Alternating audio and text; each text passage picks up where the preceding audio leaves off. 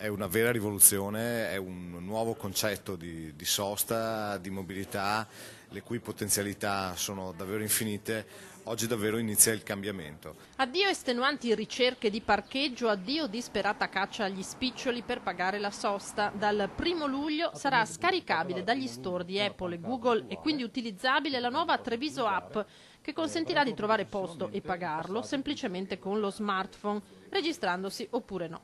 Attraverso l'app sarà più facile arrivare a Treviso, più facile e veloce parcheggiare senza perdere tempo, perché quest'app non solo ti evidenzia quali sono i posti liberi all'interno della città, ma ti ci porta addirittura. Nei mesi successivi si introdurranno progressivamente ulteriori funzioni. Potranno essere segnalati gli ingorghi, potranno essere segnalate strade alternative, i commercianti della città potranno accreditare credito per la sosta a tutti coloro che decidessero di fare degli acquisti nei negozi della città. Chi con la tecnologia ha poca confidenza non si spaventi.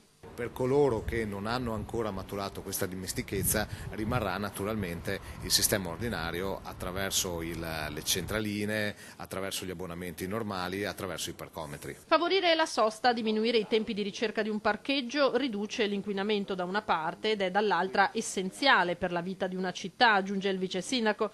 Non è dunque un caso che la nuova app venga attivata a ridosso della partenza dei 2 cantieri che per un periodo renderanno parcheggiare più complicato: il rifacimento dell'ex pattinodromo e del Cantarane. La nostra amministrazione ha sempre detto che non condivideva alcuni passaggi che sono stati fatti dall'amministrazione precedente e quindi ci stiamo attrezzando per rendere quei 2 cantieri sui parcheggi del pattinodromo e del Cantarane meno invasivi per le abitudini dei trevigiani. L'app è una prima risposta.